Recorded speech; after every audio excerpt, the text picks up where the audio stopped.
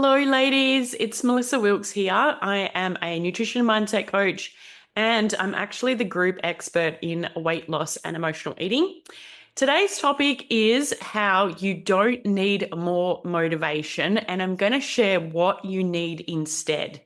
Because I hear from so many women and women that start working with me, women in this beautiful community, if I could just find the motivation, I'd finally lose the weight, or I just need to get my mojo back, or I'll start when I feel like I'm ready. And does that sound familiar to you? Maybe you've said this to yourself a few times, maybe a lot. Then this is actually just the perfect timing for you to just be able to hear what I have to say and think about whether this is something you can personally work on. Because here's the thing that no one tells you. Motivation is very hard to manage and it is very short term. A lot of times it's not actually the problem, because if it was motivation, then people would never start diets or they would never start something new. The motivation is there initially, but waiting for motivation sometimes is where we are procrastinating, where we're getting stuck. We are waiting for this feeling or this momentum that we think is going to magically appear. And so I wanted to talk to you about how waiting for motivation can keep us really feeling stuck, and also waiting for willpower to jump in and save the day. It doesn't actually work. So I want to give you some actionable steps as well. I think that's important. It's not just about, okay, well, this is what we could be doing wrong that's got us stuck in the situation we're in, but also like, why is this happening? And then what can I do instead? So if you're somebody who's always said, I'm going to start on Monday, listen on. So why is motivation keeping you stuck? And why are we in the habit of saying, I just need to find the motivation? That's one of the biggest things that I find does keep women stuck, because you don't have a plan. You may not feel like it. You may not have a really strong why, and that makes it hard. So the problem with waiting for this perfect motivation is it's not consistent, it's not reliable. You then are waking up every day waiting for this motivation to miraculously come and jump into your body. And we don't actually wake up every day feeling super motivated. Some days we do, and that's awesome. And some days we don't. And waiting to feel inspired and motivated, you're waiting. You could be waiting for a while. I've done quite a lot of emotional work with myself and with clients and in emotional eating. We're waiting for motivation. We're actually basing it on our emotions. And if our emotions are all over the place, especially when we're perimenopausal, menopausal, maybe we're having some big changes in our life. I speak to women that are changing jobs or changing out of a relationship or moving, their financial situations change. And all those things are going to bring up some pretty big emotions. And if your emotions are all over the place, it's very hard to stay motivated. Think about how you feel in January. Everybody feels motivated in January. January is my biggest month. I get the most inquiries, so many people DMing me, women wanting to start working with me, because the motivation is there, because the energy is different and everyone's talking about it. And it's this same habit that we have every January, where the gym is totally overcrowded, totally packed out, but we get into March and you're not seeing as many people feeling motivated. You're not seeing as many people sticking to their goals. It's so common. The thing is, motivation can get you started. It can definitely get you feeling inspired initially. But what happens when that disappears? Because it does for everybody. How can you keep going and create that success to hit that goal that you're after if you feel like you need motivation. I think it's also recognizing that what we need is more of a system and stable and consistent habits that work even when life happens, or even when we're just in survival mode, or we're just like we're on autopilot. Like, how do we create a plan and a habit system where we can be consistent when the motivation drops off?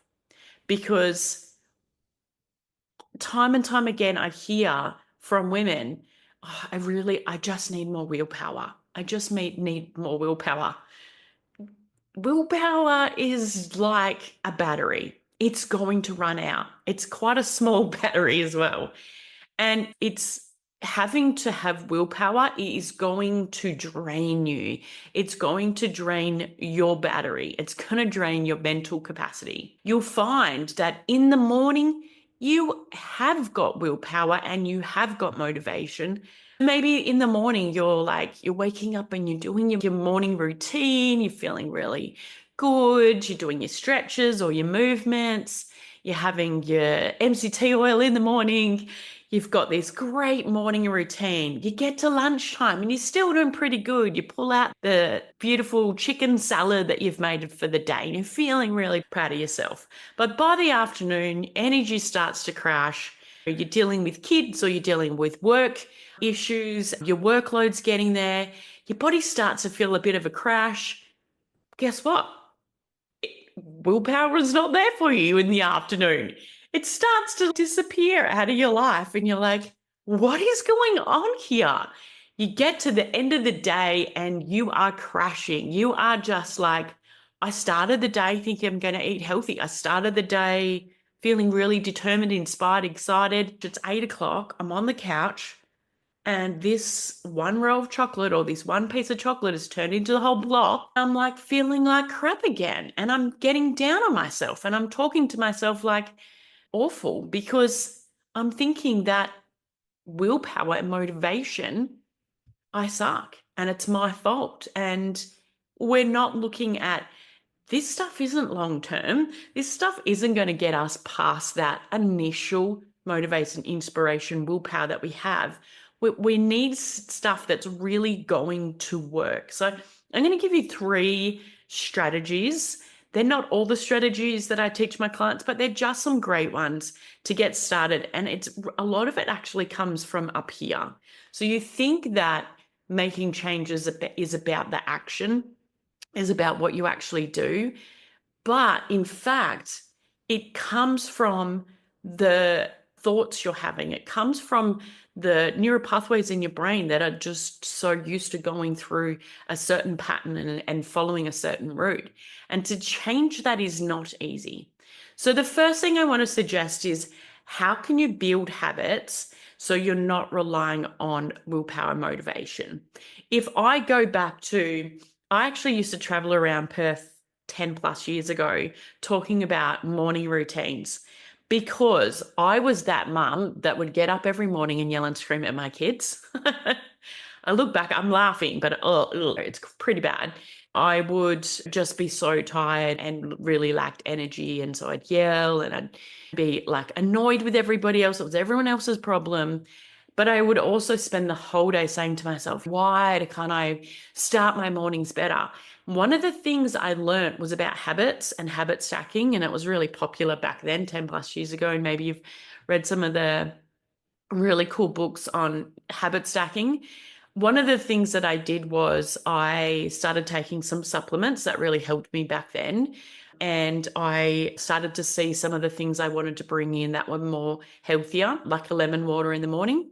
So one thing that I always remembered every single day was my coffee. Like, no one forgets their cup of coffee. If you're not a coffee drinker, maybe there's something else you have. But if you're a coffee drinker, you know what I'm talking about. It doesn't matter where the coffee is moved to in the kitchen, you'll find it. You will know where it is. You will go and get it, because it's a locked in habit. It is totally locked in. When my clients do the 7-day cleanse with me, they say it's not just that what drinking the coffee does, it's the habit of drinking the coffee. It's what it's connected to. It's getting up in the morning and you go and make your coffee and you sit with your coffee cup. There's so much that's connected to that we don't realize, and we can seek comfort from it. So think about if you get up every morning and you go and get that coffee canister or plug coffee capsule or whatever you use, or you make your coffee from scratch like I do, you know where it is, you go get it, you start making it. So to stack onto that habit is to put something right next to it. So I put my supplements that I used to take back then, I'd take like a multivitamin and a zinc, and I can't remember, I was right into supplements back then. And I also knew I needed a lot of extra stuff because I was working on my chronic fatigue and a lot of other stuff that was going on. And so I would put it right next to the coffee. And I never forgot it, because when I went to go grab the coffee, there was sitting my supplements. So I did that for about a month, and then I just totally was locked in with the supplements. I never forgot them. I didn't have to go like putting little reminders out or anything like that. I just sat it next to it. The next thing I got into the habit of doing was cleaning the kitchen every night and then leaving all the stuff out to make my lemon water elixir. So I'd come down in the morning, there'd be my little wooden board with my lemon on it, my lemon juicer, my salt, my honey, my apple cider vinegar. I would have done the kettle the night before, so I had some boiled water in there, my glass. I would be ready to go. So every morning I would wake up and I would go towards the coffee.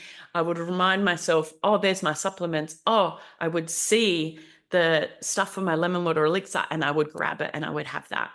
Because I did it over time, I didn't have to lay it out the night before, because what happened is I got into such a habit of drinking it every morning, having my supplements, really hydrating myself before I had my coffee. And it was a game changer. So then I built on that. So I always brush my teeth every morning. What can I put next to my toothbrush that's going to remind me? Sometimes it's a note of a new habit I'm wanting to bring in, or it might have been my dry skin brush, and I would put that there. You don't need motivation and willpower to remember to drink your coffee or to remember to brush your teeth. And for the majority of us, remember to have a shower. You just do it because it's an automatic healthy habit. It's something that we do. So if you decide that you want to go for a walk for 10 minutes after dinner every single night, you connect that to your dinner.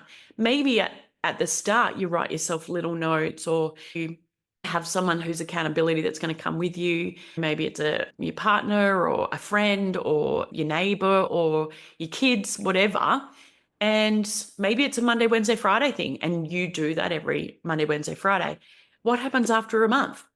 You're doing it without thinking. It's just that habit. And so by building habits, we're not relying on motivation. We're not relying on willpower. We've started to lock it in. So our brain just remembers those things. It's not such a heavy, hard, conscious thing that we have to try and remember to do. The next thing I want to suggest is, and the most important thing that worked for me, is can you reduce decision fatigue?